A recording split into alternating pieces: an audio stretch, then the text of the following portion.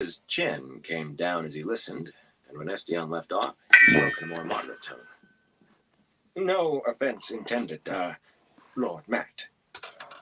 I am Melanril, of House Asegora. How may I serve the Lord Dragon? Moderation slipped into actual hesitation at that last, and Estienne broke in anxiously. Why should we halt? I know the Lord Dragon told us to hold back, Matt, but burn my soul, there's no honor in sitting and letting the Aiel do all the fighting. Why should we be saddled with chasing them after they've broken? Besides, my father is in the city, and... He trailed off under Matt's stare. Matt shook his head, fanning himself with his hat. The fools were not even where they should be. There was no chance of turning them back, either.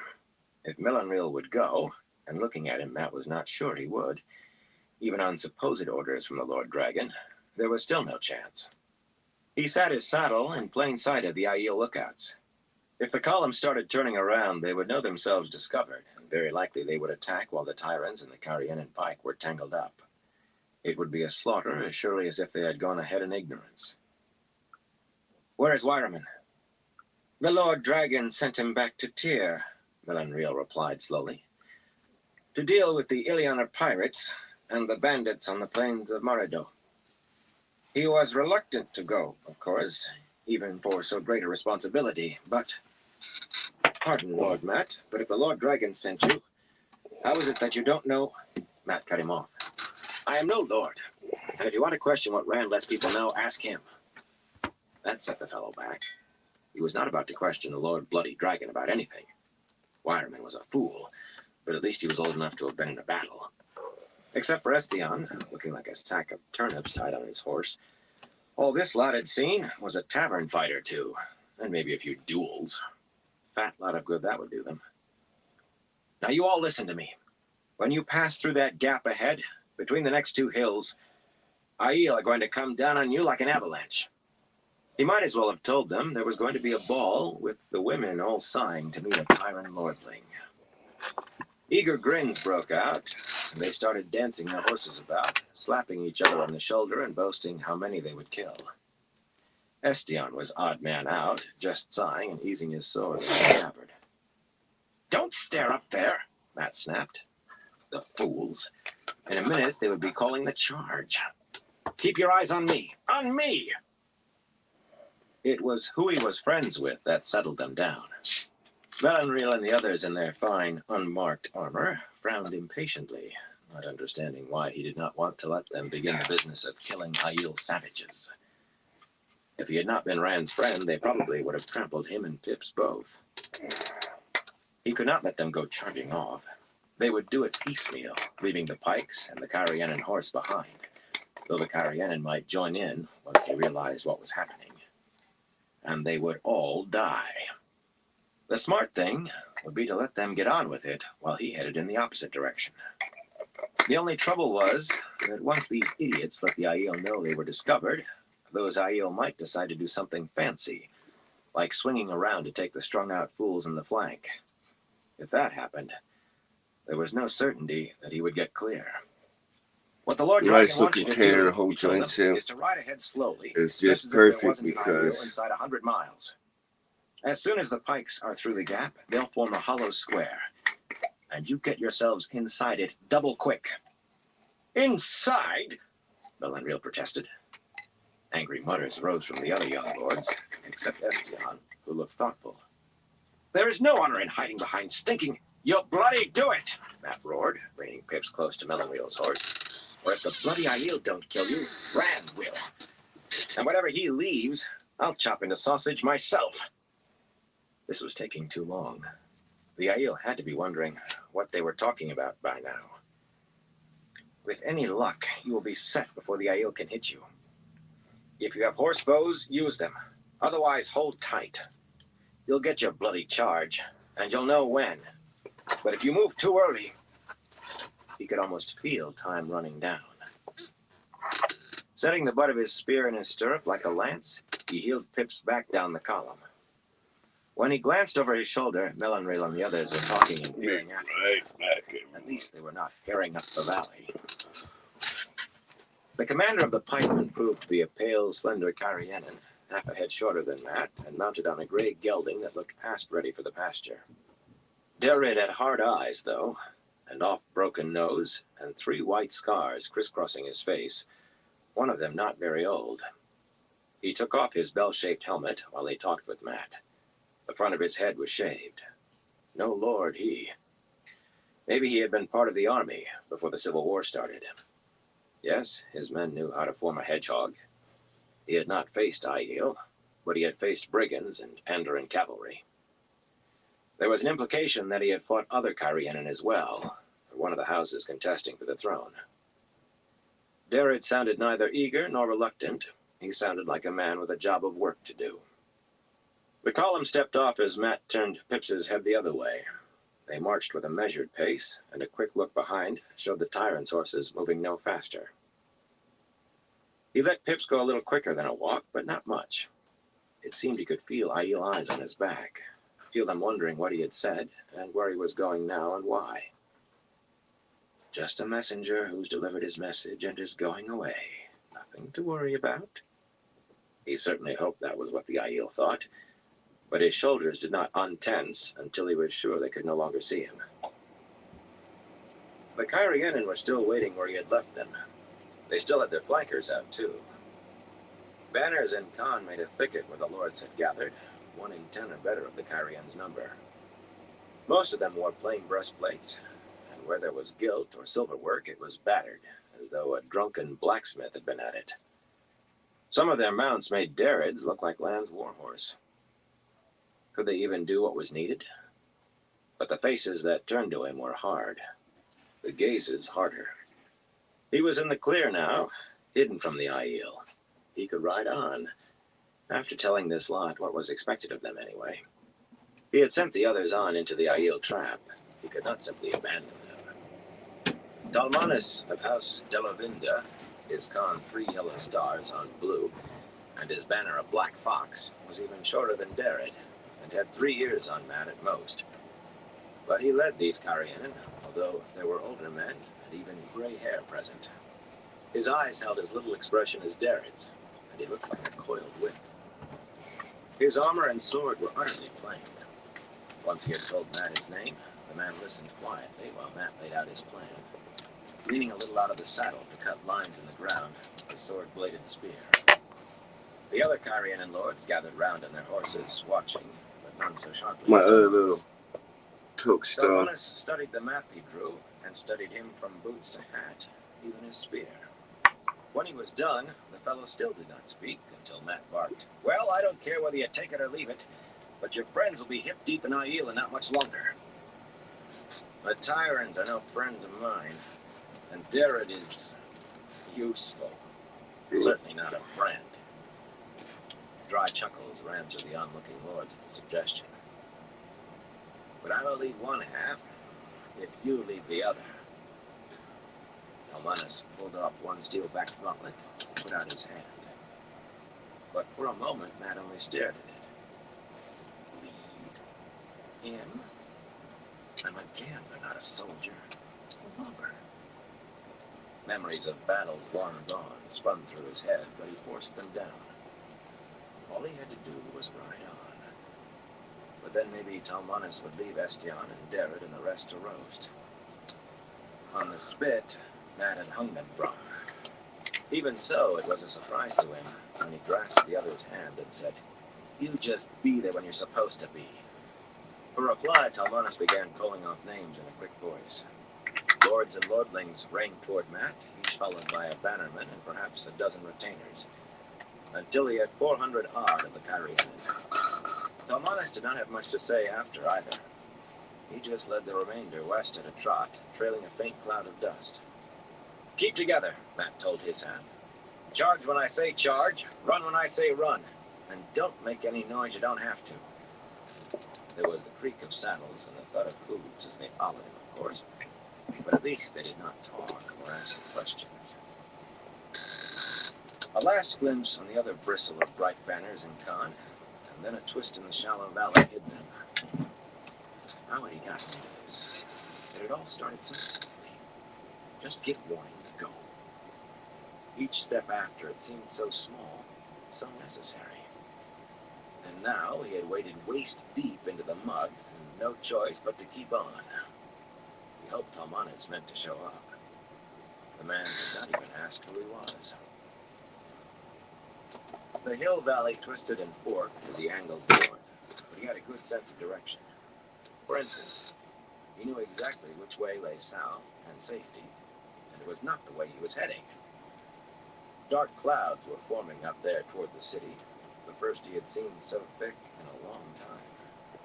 Rain would break the drought, good for the farmers if any rained, and settle the dust, good for horsemen so they did not announce themselves too early. Maybe if it rained, the Aiel would give up and go home. The wind was beginning to pick up too, bringing a little cool, for a wonder. The sound of fighting drifted over the crests, men shouting, men screaming. It had begun. Cat turned pips, raised his spear, and swung it right and left. He was almost surprised when the Carianan formed into one long line to either side of him, facing upslope. The gesture had been instinctive from another time and place, but then these men had seen fighting. He started Pips up through the scattered trees at a slow walk, and they kept pace to the quiet jangle of bridles. His first thought on reaching the height was relief at seeing Talmanis and his men coming into sight on the crest across from him. His second was to curse. Jared had formed the hedgehog, spiny thickets of pikes 4 deep interspersed with bowmen to make a large hollow square. Long pikes made it difficult for the Shaido to get close, however they rushed in, and the archers and crossbowmen were exchanging shots hot and fast with the Aiel. Men were falling on both sides, but the pikes simply closed in when one of their number went down, making the square tighter. Of course, the Shaido did not appear to slacken their assault either. The defenders were dismounted in the center, and maybe half the tyrant lords with their retainers. Half. That was what made him want to curse. The rest dashed about among the Aiel, slashing and stabbing with sword and lance in knots of 5 or 10, or alone. Dozens of riderless horses told how well they were doing. Melonreal was off with only his bannerman, laying about with his blade. 2 Aiel darted in to neatly hamstring the lordling's horse. It fell, head flailing. I was sure it screamed, but the din swallowed it. And then Melonreal vanished behind cotton sword-clad figures, spears stabbing. The bannerman lasted a moment longer. Good riddance, Matt thought grimly. Standing in his stirrups, he raised the sword-bladed spear high, then swept it forward, shouting, "Los! Los Camadrin!" He would have had the words back if he could, and not because they were old tongue. It was a boiling cauldron down in the valley. But whether or not any of the Carianan understood a command of horsemen forward in the old tongue, they understood the gesture, especially when he dropped back into his saddle and dug in his heels. Not that he really wanted to, but he could not see any choice now. He had put those men down there. Some might have gotten away if he had told them to turn and run. And he just did not have a choice. Banners and con waving, the Carianan charged downhill with him, shouting battle cries. In imitation of him, no doubt, though what he was shouting was blood and bloody ashes. Across the valley, Talmanis raced down just as hard. Sure that they had all the wetlanders penned, the Shaido never saw the others until crashed into from behind on both sides. It was then that the lightning began to fall, and after that, things really got hairy. Chapter 44. The Lesser Sadness. Brand's shirt clung to him with the sweat of effort, but he kept his coat on for protection from the wind gusting toward Kyrian. The sun had at least another hour to reach its noonday peak, yet already he felt as if he had run all morning and been beaten with a club at the finish. Wrapped in the void, he was only distantly aware of the weariness, dimly perceiving the ache in his arms and shoulders and the small of his back, a throb around the tender scar in his side. That he was aware of them at all told the story. With the power in him, he could make out individual leaves on the trees at 100 paces. But whatever happened to him physically should have been as if it were happening to someone else. He had long since taken to drawing on saidin through the angreal in his pocket, the stone carving of the fat little man. Even so, working the power was a strain now, weaving it at this distance of miles. But only the rancid threads streaking what he drew kept him from pulling more, from trying to pull it all to him. The power was that sweet, taint or no. After hours of channeling without rest, he was that tired. At the same time, he had to fight saidin itself harder, to put more of his strength into keeping it from burning into ash where he stood, from burning his mind to ash. It was ever more difficult to hold off saidin's destruction, more difficult to resist the desire to draw more difficult to handle what he did draw. A nasty downward spiral, and hours to go before the battle was decided. Wiping sweat from his eyes, he gripped the platform's rough railing. He was near the brink, yet he was stronger than Egwene or Aviendha. The Aiel woman was standing, peering off toward Cairhien in the storm clouds, occasionally bending to stare through a long looking glass. Egwene sat cross-legged, leaning back against an upright, still covered in gray bark, her eyes closed. They both looked as worked out as he felt. Before he could do anything, not that he knew what, he had no skill at healing. Egwene's eyes opened, and she stood, exchanging a few quiet words with Aviendha that the wind snatched away from even his saidin-enhanced hearing. Then Aviendha sat down in Egwene's place, and let her head fall back against the upright. The black clouds around the city seemed to stab lightning, but they were wild forks, far more often than single lances now. So they were taking turns, giving each other a rest. It would have been nice to have someone do that with him, but he did not regret telling Asmodean to stay in his tent. He would not have trusted him to channel, especially not now. Who could say what he would have done when he saw Rand weakened as he was? Staggering slightly, Rand pulled his looking glass around to study the hills outside the city. Life was certainly visible there now, and death. Wherever he looked, there was fighting. Aiel against Aiel. 1,000 here, 5,000 there. Swarming over the treeless hills, and too closely meshed for him to do anything. He could not find the column of horse and pike. 3 times he had seen them, once fighting twice their number of Aiel. He was certain they were still out there. Hey, Rested, how you doing, bro? Hope you're doing well. Choosing the man just because he had the grace to be embarrassed by Wyraman's behavior had been a mistake. Just smoking a little bit of my freak show that I had, or I still have, should I say.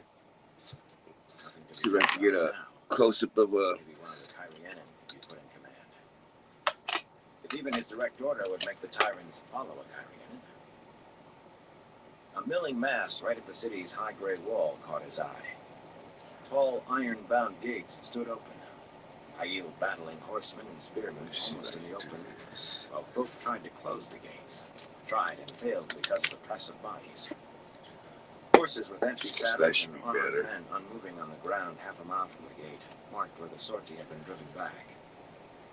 Arrows rained down from the walls in head-sized chunks of rubble, even occasional spears slashing down, with enough force to spit 2 men or 3, though he still could not see from where exactly. definitely running low. The Aiel were going over I said I was going to take it easy on long joints, but a quick scan showed him 2 more. I guess I columns didn't of do Aiel that. trotting toward the gates.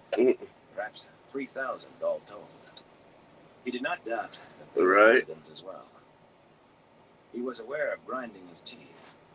have him in his Shaido little got inside Cairhien, coat he would never container. drive them north. He would have to dig them out street by My street. brother, The cost the of most arms hated was grower, more got than this those whenever he was The city sponsored itself by would ruin like iron rod. TMB Naturals. It's 2 little 3D printed Cairhien and cases. Shaido were mingled like ants in a bowl. He had to do Perfect something. stuff for a joint. Taking a deep breath, he channeled them. The 2 women had set the conditions, bringing the storm. Before I took that up, He did not need to be able I'll to do a see their couple leaders to take dabs. advantage of them. Stark, silver-blue lightning struck into the Aiel once, twice, again, as fast as a man could clap. Rand jerked his head up, blinking away the burning lines that still seemed to cross his sight. When he looked through the long tube again, Shaido lay like Right. barley all around where the I'm a birds little disappointed he didn't get it either. Men and horses thrashed on the ground closer to the gates, too. And some did not move at all. But the uninjured were dragging the He should have. He puts in a lot. He was putting in a lot of work. How many won't make it back inside? How many of my own did I kill? The cold truth was that it did not matter. It had been done, and it was done. And well, it was. Distantly, he felt his knees wobbling. He would have to pace himself if he was to last the rest of the day. No more laying about him everywhere. He had the spot where he was particularly needed, where he could make a... The storm clouds were massed only over the city and the hills to the south. But that did not stop lightning from slashing out of the clear, cloudless sky above the tower. Flashing Yeah, he definitely was. He definitely got lifting with the tingle in the several of the different shops around town. The hookup, like as far as like let them know about T&B and how good their product is. He's done that for on a couple of things for some of the different businesses around here, and they still do him. Well, I can't say they do him dirty, but they don't hook him up the way they should.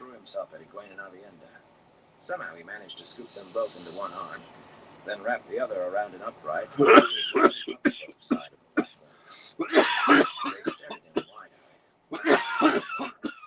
was no more time. The shattered log through the branches. For an instant, he believed they might. With a snap, the upright he clung to broke off. The ground came. I'm not saying they should have gave him free stuff, but at least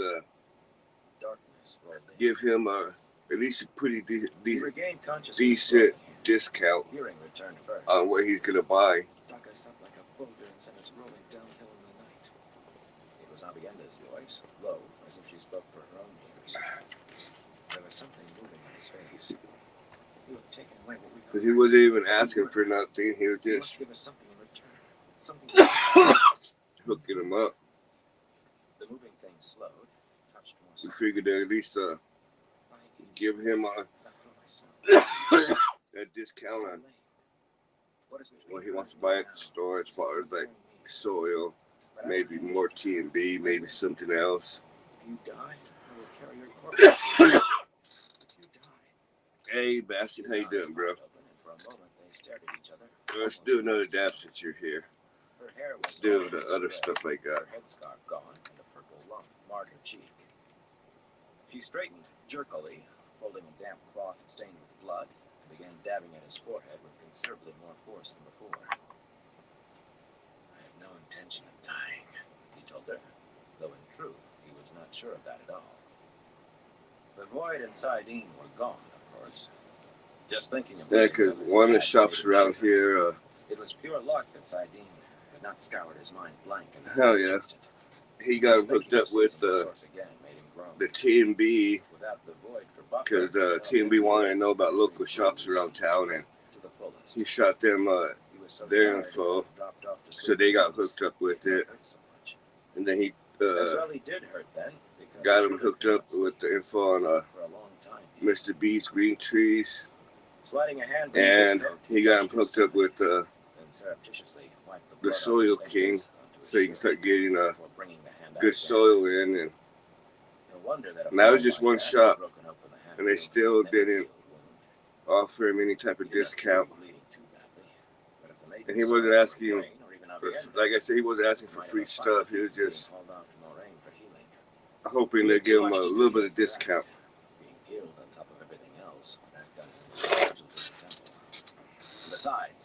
Because most haters was still willing to pay for it. He just was hoping for at least a little bit of discount, but they didn't, which is, that's okay. I feel bad for my brother for them not hooking him up. I figure, karma's a motherfucker. They'll get karma for doing him like that when he helped him out like that.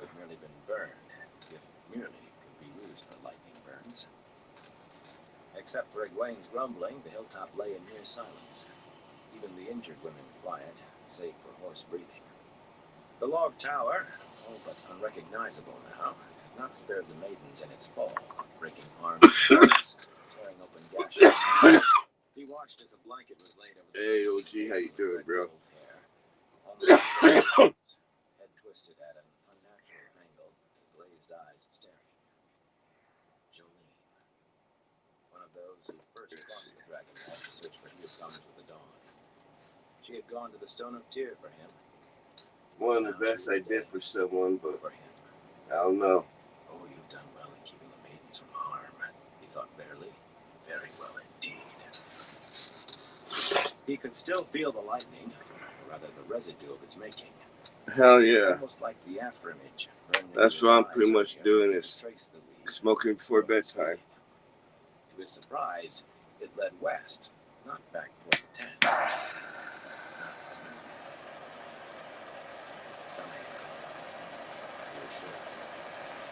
Samael had sent that tent from January. Samael was behind the pirates and the raids in Tyr.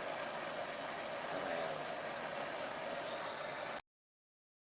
A snarl, and his voice was a harsh whisper. Samael. He did not realize he had taken a step until Amanda seized his arm. A moment later, Egwene had the other, the pair of them clinging to him as if they meant to root him to the spot. "Do not please, Wolhead," Egwene said, giving a step.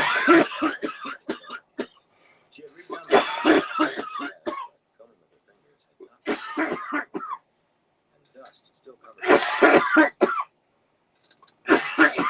Why do you think he waited so long? Until you must be tired. Because if he missed killing you, and you went after him, you would be easy meat. You can barely stand on your own. Avienda was no readier to go, meeting his stare with a flat one of her own. You are needed here, Randolph. Here, Karakarn. Does your honor lie with killing this man, or here with those you have brought to this land? A young Aielman came running out through the maidens, Shufa around his shoulders, spears and bucklers swinging easily. If he thought it odd to find two women holding Rand between them, he gave up. He eyed the shattered remnants of the tower and the dead and wounded with a slight curiosity, as though wondering how it might have happened and where the enemy dead might be. Grounding his spear points in front of Rand, he said, "I am Siren, of the Sharara sept of the Tomanel. I see you, Siren," Rand replied just as formally, not easy with a pair of women holding him as if they thought he might run. The Tomanel sends word to the Karakarn. The clans to the east are moving toward each other, all four. He means to join with Derek, and he has sent to Aram to join them. Rand drew a measured breath and hoped the women thought his grimace was for the news. His side burned, and he could feel blood spreading slowly down his shirt. So there would be nothing to force Couladin north when the Shaido broke. If they broke. They had given no evidence of it yet that he had seen. Why were the Miagoma and the others joining together? If they meant to come against him, they were only giving warning. If they meant to come against him, Derek and Aaron would be outnumbered. If the Shaido held long enough, the four clans broke through. Across the wooded hills, he could see that it had begun to rain over the city, now that Egwene and Avienda were not holding the clouds. That would hamper both sides. Unless the women were in better shape than they looked, they might be unable to regain control from this distance. Tell Han to do what he must to keep them off our backs. Young as he was about Rand's age, come to that. Siren raised an eyebrow in surprise. Of course, Han would not do differently, and Siren knew it. He waited only long enough to make certain that Rand had no further message. Then he was off and running downhill just as fast as he had come. No doubt he hoped to get back without missing any more of the fighting than he had to. For that matter, it might already have begun there to the east. "I need someone to fetch Jyudin," Rand said as soon as Siren had dashed off. If he tried to win, he really would need the women to hold him. The two of them looked nothing alike, yet they managed practically identical suspicion. Those frowns must have been one of the things every girl was taught by her mother. "I'm not going after Samael. Not yet. I have to get closer to the city, though. He nodded to the fallen tower. That was the only gesture available with them hanging on. Master Torvier might be able to salvage the lenses from the looking glasses, but there were not 3 logs of the tower unbroken. No more observing everything from on high today. Egwene was plainly uncertain, but Avienda barely paused before asking a young maiden to go to the Gaishan. To fetch mist, too, which he had not counted on. Egwene began brushing herself off, muttering under her breath at the dust, and Avienda had found an ivory comb and another scarf somewhere. Despite the fall, somehow they already looked considerably less disheveled than he. Weariness still marked their faces, but as long as they could channel it all, it would be useful. That gave him pause. Did he ever think of anyone now except as how useful they were? He should be able to keep them as safe as they had been atop the tower. Not that the tower had been very safe, as it turned out. But this time he would manage things better. Sulan stood as he approached, a pale cap of Algoda bandage covering the top of her head, her hair a white fringe below. I'm moving nearer the city, he told her, where I can see what is happening, and maybe do something about it.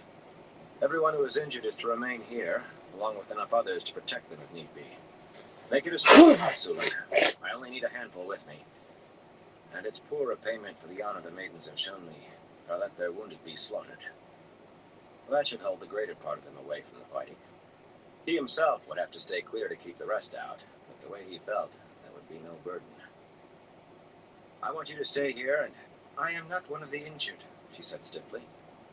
And he hesitated, then nodded slowly. Very well. He had no doubt that her injury was serious, but neither did he doubt that she was tough. And if she stayed, he might be stuck with someone like Inyla leading his guard. Being treated like a brother was nowhere near as annoying as being treated like a son, and he was in no mood to put up with the latter. But I trust you to see that no one follows who is injured, Sulan. I will have to keep moving. I can't afford anyone who will slow me down or must be left behind. She nodded so quickly that he was convinced she would make any maiden with as much as a scratch remain behind. Except herself, of course. This was one time he felt no guilt over using someone. The maidens had chosen to carry the spear, but they had chosen to follow him too.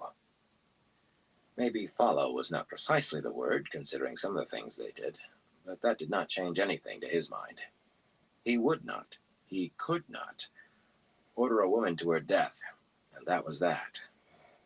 In truth, he had expected some sort of protest before this.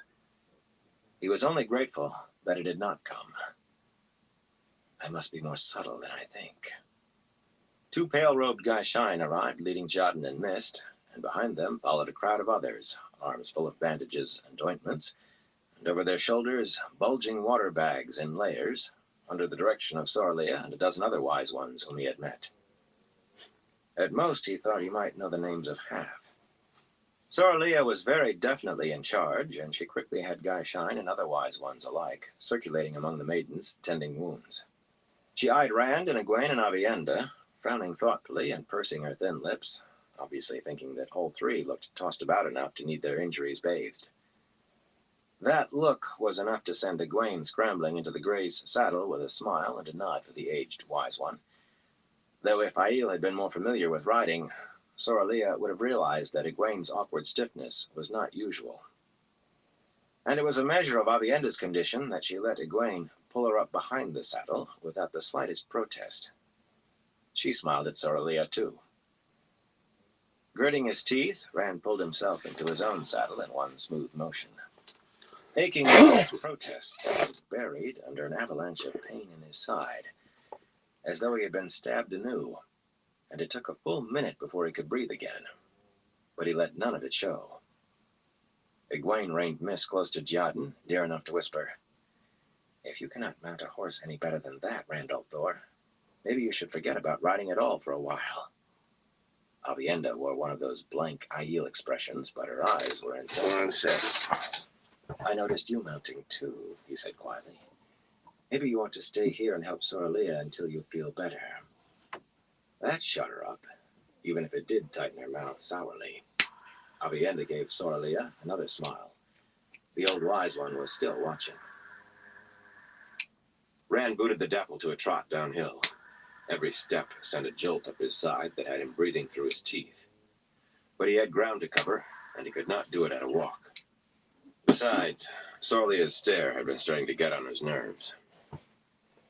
Mist joined Jadin before he was 50 paces down the overgrown slope, and another 50 brought Sulin and a stream of maidens, some running to position themselves ahead.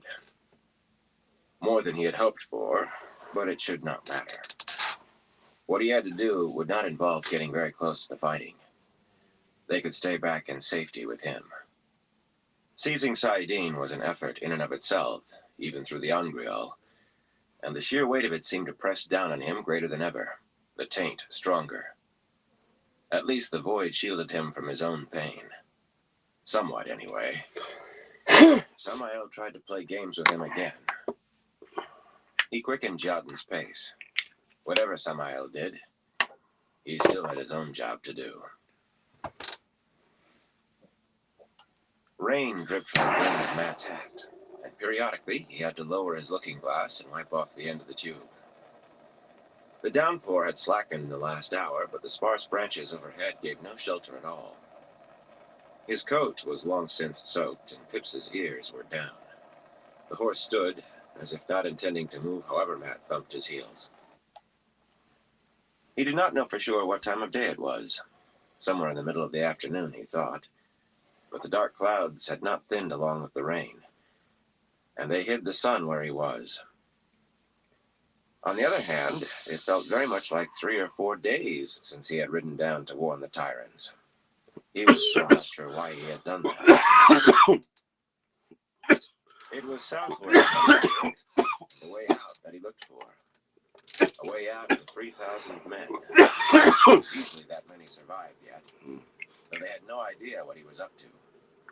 They believed he was hunting another fight for them. But 3 so far were 3 too many by his book. He thought he could have escaped on his own now, so long as he kept his eyes open and his wits about him. 3,000 men, however, drew eyes wherever they moved, and they did not move quickly, what with more than half their number afoot. That was why he was on this light-forsaken hilltop, and why the Tyrants and Carianan were all jammed into the long, narrow hollow between this hill and the next. If he simply made a break for it. Jamming the looking-glass back to his eye, he glared south at sparsely wooded hills. Here and there were thickets, some fairly large, but most of the land was scrub or grass even here. He had worked back to the east, using every fold in the ground that would hide a mouse, bringing the column with him out of the treeless terrain and into some proper cover. Out of those bloody lightning strikes and fireballs. He was not sure whether it was worse when they came, or when the earth simply erupted in a roar for no apparent reason. All that effort to find that the battle was shifting with him. He could not seem to get out of the center of the thing. Where's my bloody luck now that I really need it? He was a pea-brained fool for staying. Just because he had managed to keep the others alive this long did not mean he could keep it up. Soon or late, the dice would come up the Dark One's eyes. They're the flaming soldiers. I should leave them to it and ride. But he kept searching, scanning the wooded peaks and ridges. They gave cover for Couladin's Aiel as well as for him. But here and there he could make them out. Not all were involved in pitched battles, but every last group was larger than his. Every one was between him and safety to the south, and he had no way to tell who was who until it might be too late. The Aiel themselves seemed to know at a glance, but that did him no good. Some mile or more off, a few hundred Cotton-clad shapes, running 8 abreast and heading east, topped a rise where half a dozen Leatherleaf made a poor excuse for a copse. Before the lead runners could start down the other side, a lightning bolt flashed down into their midst, splashing men and earth like a stone thrown into a pond. Pips did not even quiver as the clap reached Matt. The gelding had grown accustomed to closer strikes. Some of the fallen men picked themselves up, limping, and immediately joined those who had kept their feet in a hasty check of the unmoving. No more than a dozen were hauled across shoulders before they all dashed down from the height, back the way they had come. None paused to look at the crater. Matt had watched them learn that lesson. Waiting only invited a second silvery lance from the clouds. In moments, they were out of sight, except for the dead. He swung the looking glass east. There was a look of sunlight a few miles that way. The log tower should have been visible, poking above the trees, but he had not been able to find it in some time. Maybe he was looking in the wrong places. It did not matter. The lightning had to be Rand's work.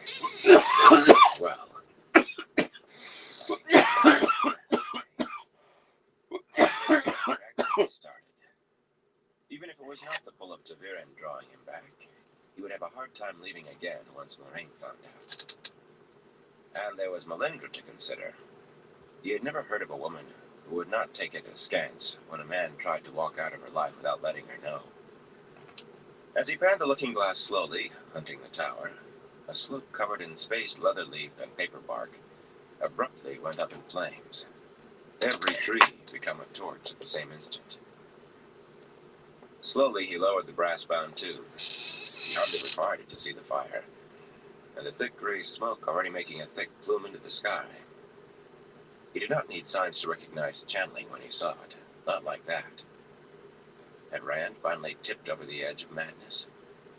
Or maybe Avienda had finally had enough of being forced to stay around him. Never upset a woman who could channel. That was a rule Matt seldom managed to follow, but he did try. Save the smart mouth for somebody besides yourself, he thought sourly. He was just trying not to think about the third alternative. If Rand had not finally gone mad, and Avienda or Egwene, or one of the wise men had not decided to be rid of him, then someone else was taking a hand in the day's business. He could add 2 twos without getting 5. Samael. So much for trying that way out. It was no way out of anything. Blood and bloody ashes. What has happened to my... A fallen branch cracked under someone's foot behind him. He reacted without thinking, knees more than reins, pulling pips in a tight circle, sword-bladed spear whipping across from the pommel of his saddle. Estion almost dropped his helmet, his eyes going wide, as the short blade stopped a breath short of splitting his head for him. The rain had slicked his hair down into his face. Also afoot, Nelision grinned, partly startled and partly amused at the other young tyrant's discomfort. Square-faced and blocky, Nelision was the second since Melanriel to lead the tyrant cavalry. Talmanes and Derrid were there as well, a pace behind as usual, and blank-faced beneath their bell-shaped helmets, also as usual.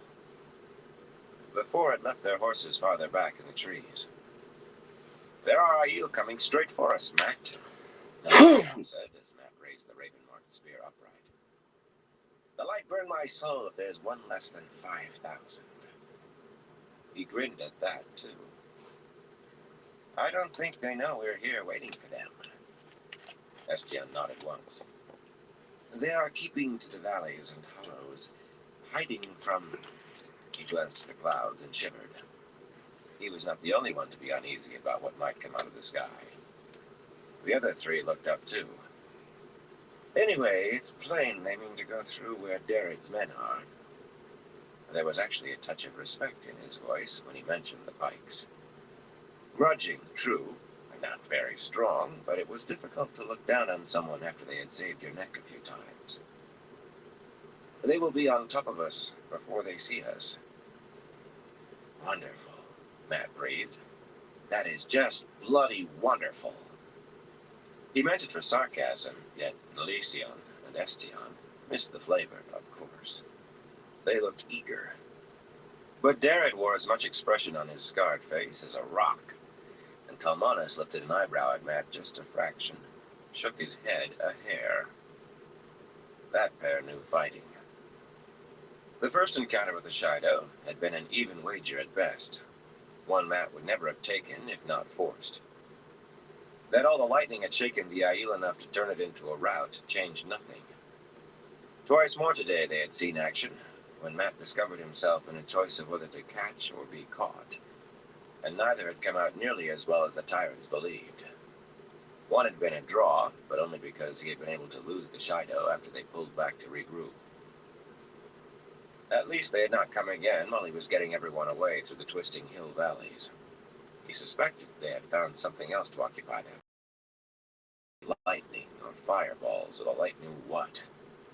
He knew very well what had allowed them to escape their last fight with skins mostly whole.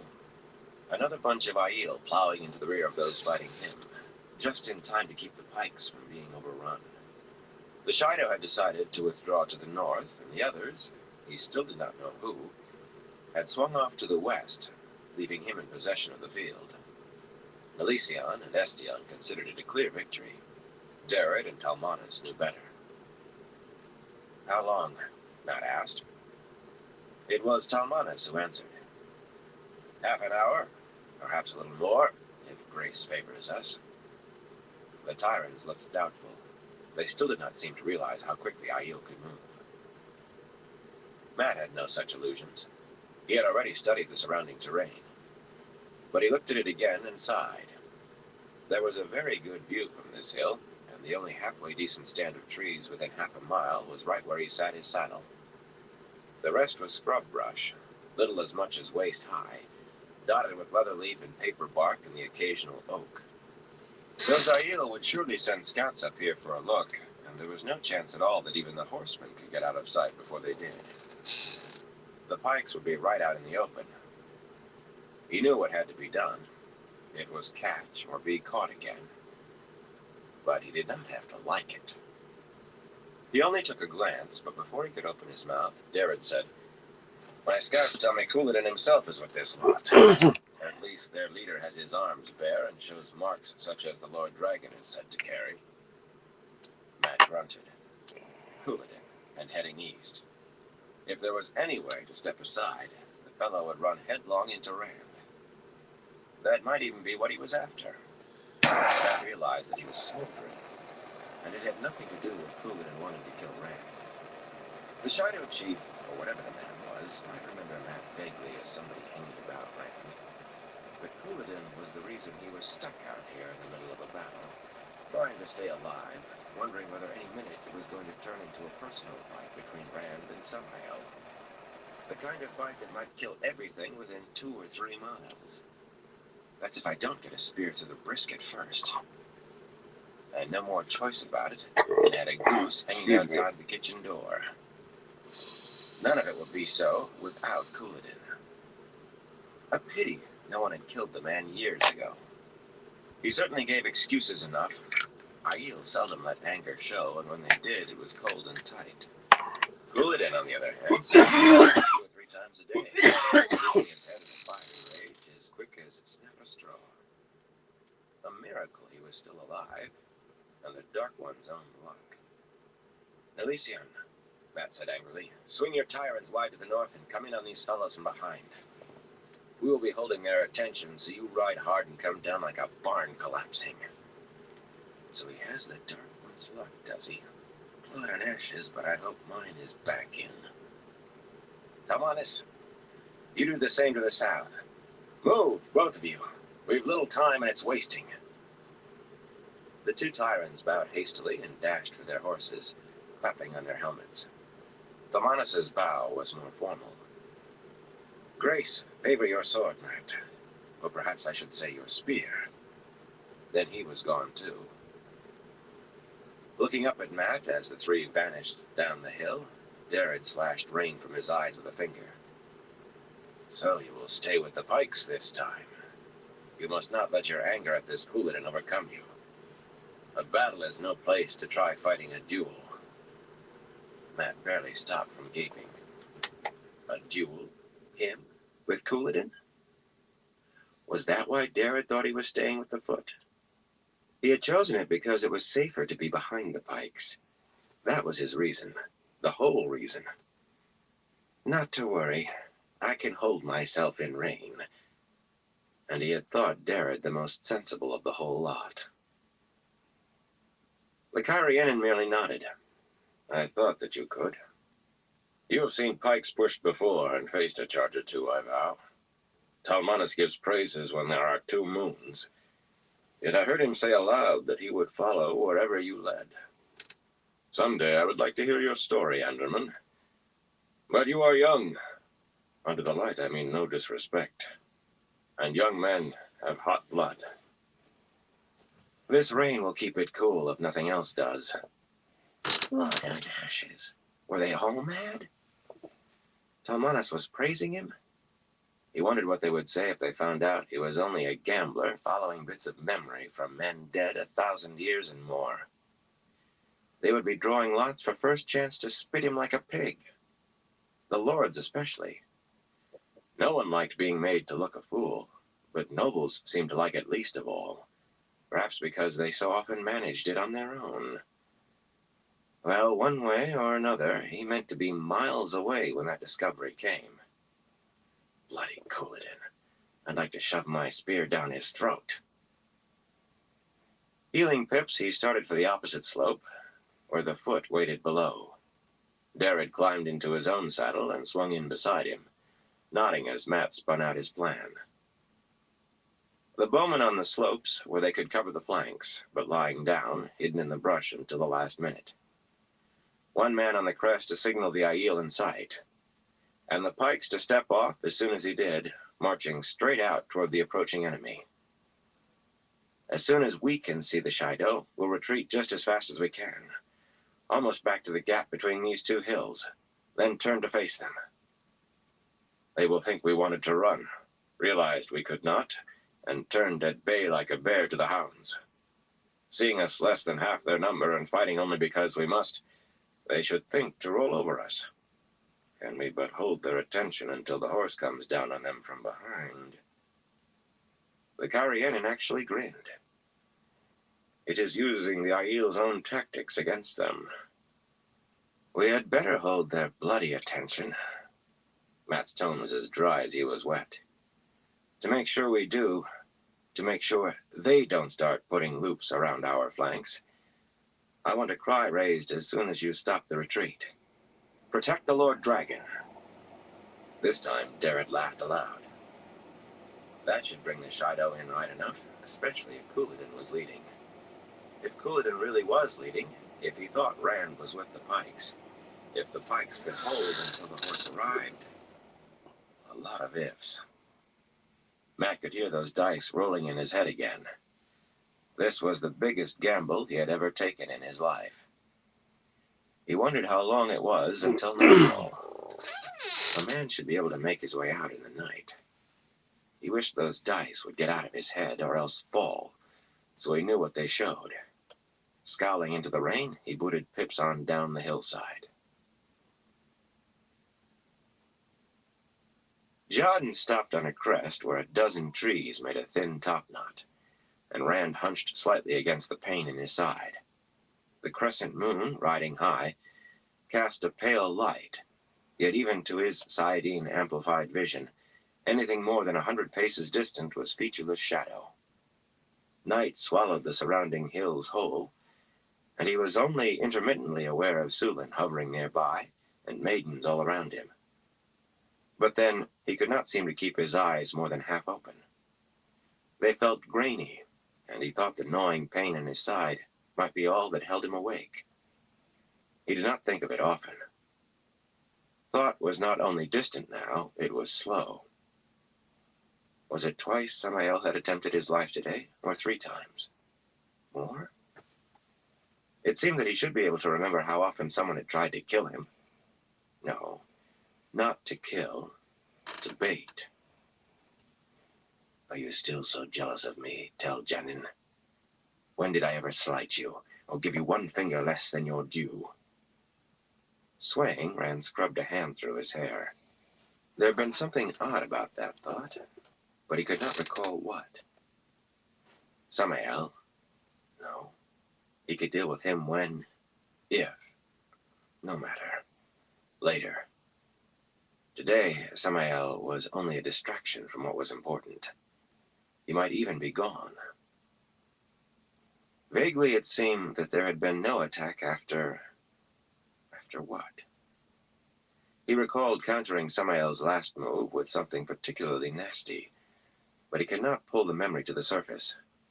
Not balefire. Mustn't use that. Threatens the fabric of the pattern. Not even for Ilyena?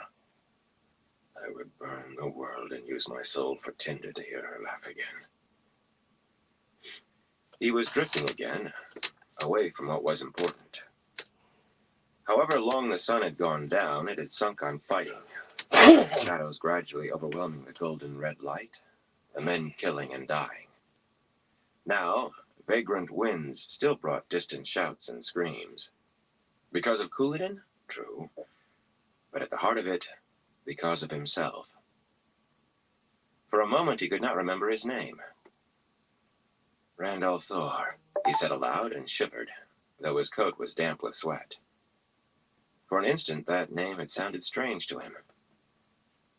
I am Rand al'Thor, and I need to see. He had not eaten since morning, but then the taint on Saidin drove hunger away. The void quivered constantly, and he hung on to the true source by his fingernails. It was like riding a bull driven mad by redwort, or swimming naked in a river of fire, churned to rapids by jagged boulders of ice. Yet when he was not on the brink of being gored or battered or drowned, it seemed that Saidin was the only strength left in him. Saidin was there, filing at the edges of him, trying to erode or corrode his mind, but ready to be used. With a jerky nod, he channeled, and something burned high in the sky. Something. A ball of bubbling blue flame that banished shadows in harsh light. Hills mounted up all around, trees black in the stark illumination. Nothing moved. A faint sound came to him on a gust of wind. Cheering, perhaps, or singing. Or maybe he was imagining things. It was so tiny, he could well have been, and it died with the wind. Suddenly he became aware of the maidens around him, hundreds of them. Some, including Sulin, were staring at him, but many had their eyes squeezed shut. It took him a moment to realize they were trying to preserve night vision. He frowned, searching. Egwene and Aviendha were no longer there. Another long moment passed before he remembered to loose the weave of his channeling and let blackness reclaim the night. A deep blackness to his eyes now. Where are they? He was vaguely irritated when he had to say who he meant, and just as vaguely aware that he had no reason for it. They went to Moraine Sedai and the Wise Ones at dusk, Karakan, Sulin replied, moving closer to Jiotin. Her short white hair shone in the moonlight. No, her head was bandaged. How could he have forgotten? A good 2 hours gone. They know that flesh is not stone. Even the strongest legs can run only so far. Rand frowned. Legs? They had been riding mist. The woman was making no sense. I have to find them. They are with Moraine Sedai and the Wise Ones, Karakan, she said slowly. He thought she was frowning, too, but it was hard to be sure. Not them, but I have to find my people. They're still out there, Sulin. Why was the stallion not moving? Can you hear them? Out there in the night, still fighting. Be right back. I need to help them. Of course. He had to dig his heels into the Dapple's ribs, but when he did, Jiotin only shifted sideways, with Sulin holding on to his bridle. He did not remember that she had been holding the bridle. The Wise Ones must speak to you now, Rand al'Thor. Her voice had changed, but he was too weary to say how. Can't it wait? He must have missed the runner with the message. I must find them, Sulin. And Nyla seemed to spring up on the other side of the stallion's head. You have found your people, Rand al'Thor. The Wise Ones are waiting for you, Sulin added. She and Nyla turned Jiotin without waiting on his agreement. Maidens crowded in for some reason as they started along a winding way down the side of the hill, faces reflecting moonlight as they stared up at him, so close their shoulders brushed the horse's flanks. Whatever they want, he grumbled, They had best be quick. There was no need for them to be leading the dapple, but it was too much effort to make a fuss over it. He twisted to look back, grunting at the pain in his side. The crest was already swallowed in the night. I have a lot to do yet. I need to find... Cool it, Samael. The men who are fighting and dying for him. I need to find them. He was so tired, but he could not sleep yet. Lamps on poles lit the Wise One's encampment, and small fires or kettles of water were hauled away and replaced by white-robed men and women as soon as they began boiling. Gaishain scurried everywhere, and Wise Ones as well, tending the wounded whose numbers swelled the camp. Moiraine was moving slowly down the long lines of those who could not stand, only rarely pausing to lay hands on Aiel, who then thrashed in the throes of being healed. She swayed whenever she straightened, and Lan hovered behind her, as if wanting to hold her up, or expecting to have to. Sulan exchanged words with Adolin and Anyla, too low for Rand to make out, and the younger women ran to speak to the Aes Sedai. Despite the numbers of wounded, not all of the Wise Ones were looking after them. Inside a pavilion off to one side, perhaps 20 sat in a circle listening to one standing in the center. When she sat, another took her place. Gaishain knelt around the outside of the pavilion, but none of the Wise Ones appeared to have any interest in wine or anything except what they were hearing. Rand thought the speaker was Amis. To his surprise, Asmodean was also helping out with the wounded, the water bag hanging from each shoulder, looking decidedly odd with his dark velvet coat and white lace. Straightening from giving a drink to a man stripped to the waist except for bandages, he saw Rand and hesitated. After a moment, he handed the water bags to one of the Gaishain and wove his way through the maidens toward Rand. They ignored him. They all seemed to be watching Adolin and Anyla speaking to Moiraine, or else eyeing Rand.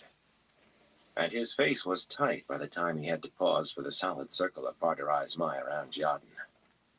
They were slow in parting, and did so just enough to let him through to Rand's stirrup. I was sure you must be safe. I was sure. From his tone of voice, he had been no such thing. When Rand did not speak, Asmodean shrugged uncomfortably. Moiraine insisted I carry water. A forceful woman to not allow the Lord Dragon's fire to... Trailing off, he licked his lips quickly. What happened? Samael, Rand said, but not in answer. He was just speaking the thoughts that drifted through the void. I remember when he was first named Destroyer of Hope. After he betrayed the gates of Halon, he carried the shadow down into the Rorn Madoi and the heart of Satel. Hope did seem to die that day. Kulan Kuhan wept. What is wrong? Asmodean's face had gone as white as Sulan's hair. He only shook his head mutely. Yeah, he's up a little bit more. Whoever was speaking now, he did not know her. Now they are waiting for me. Then I should join them. They will not welcome you yet, Lan said, appearing beside Asmodean, who jumped. Or any man. Rand had not heard or seen the water approach either, but he only turned his head. Even that seemed an effort. Getting clogged up It seemed to in be there. someone else's head. They meet with the Wise Ones from the Miagoma, the Kadara, the Shianda, and the Darine.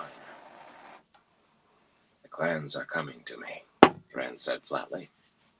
But they had waited long enough to make today bloodier. It never happened like that in the stories.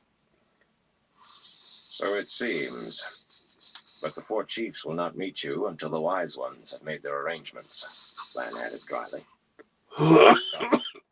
Moiraine can tell you more. Rand shook his head. Done is done. I can hear details later. If I can keep them from our backs any longer, then I need him. Sulan, send a runner. It is done, Rand. Consistently. All of it. Only a few Shaido remain south of the city. Thousands have been taken prisoner, and most of the rest are crossing the Galen. Word would have been sent to you an hour ago had anyone known where you were. You've kept moving. Come and let Moraine tell you. Done. We've won. You have won. Completely. Rand peered at the men being bandaged, the patient lines awaiting bandages, and those leaving with them. The rows that lay almost unmoving. Moraine was still making her way along those, pausing wearily here and there to heal. Only a few of the wounded would be here, of course. They would have been coming as they could throughout the day, leaving as and when they could. If they could. None of the dead would be here. Only a battle lost is sadder than a battle won. He seemed to remember saying that before, long ago. Perhaps he had read it. No. There were too many living in his responsibility for him to worry over the dead. But how many faces will I know like Jolene's? I will never forget Eliana, not if all the world burns. Frowning, he raised a hand to his head. Those thoughts had seemed to come on top of one another, from different places. He was so tired he could hardly think, but he needed to. Needed thoughts that did not slide by, almost beyond his reach. He released the source and the void and convulsed as Saidin almost drove him under in that moment of retreat. He barely had time to realize his mistake. With the power gone, exhaustion and pain crashed down on him. He was aware of faces turned up to him as he toppled from his saddle, mouths moving, hands reaching to grab him, cushion his fall. "Moraine!" Lan shouted, voice hollow in Rand's ears. "He is bleeding badly." Sulin had his head cradled in her arms. "Hold on, Rand al'Thor," she said urgently. "Hold on." Asmodean said nothing, but his face was bleak, and Rand felt a trickle of Saidin flowing into him from the man. Darkness came. Chapter 45. After the Storm. Sitting on a small boulder jutting from the foot of the slope, Matt winced as he pulled his broad-brimmed hat lower against the mid-morning sun, partly to shield his eyes from the sun. And there was another thing he did not want to see, though cuts and bruises reminded him, especially the arrow slash along his temple that the hat pressed against. An ointment from Darred's saddlebags had stopped the bleeding, there and elsewhere, yet everything still hurt, and most of it stung. That part would grow worse. The heat of the day was just beginning to take hold, but sweat was beating up on his face and already dampening his small clothes and shirt. Idly, he wondered whether autumn would ever come to Cairhien. At least discomfort kept him from thinking how tired he was. Even after a night with no sleep, he would have lain awake in a bed, much less blankets on the ground. Not that he wanted to be anywhere near his tent in any case. A fine, bloody to-do. Nearly killed. I'm sweating like a pig. I can't find a comfortable place to stretch out. And I don't dare get drunk. Blood and bloody ashes. He stopped fingering a slice across the chest of his coat. An inch difference, and that spear would have gone through his heart. Light. The man had been good. Put that part of it out of his mind. Not that it was easy, with what was going on all around him. For once, the Tyrans and Cairhienin did not seem to mind seeing Aiel tents in every direction. There were even Aiel right in the camp, and almost as miraculously, Tyrans mingling with Cairhienin among the smoky cook fires. Not that anyone was eating. The kettles had not been set on the fires, although he could smell meat burning somewhere. Instead, most were as drunk as they could manage on wine, brandy, or Aiel Usquai, laughing and celebrating. Not far from where he sat, under the stone, stripped to sweaty shirts, dancing with the laps of 10 times as many watchers. In a line, with arms around each other's shoulders, they stepped so quickly that it was a wonder none of them tripped or kicked the man next to them. For another circle of onlookers, near a 10-foot pole stuck in the ground, Matt hastily averted his eyes, as many Aielmen were doing some kicking of their own. Matt assumed it was a dance. Another IE pipes for them. They leaped as high as they could, flung one foot even higher, then landed on that foot, and immediately leaped upward again, faster and faster, sometimes swinging horizontal tops at the height of their leaps, or turning somersaults or backflips. 7 or 8 Tyrans and Karienen sat nursing broken bones from trying it, while cheering and laughing like madmen, passing a stone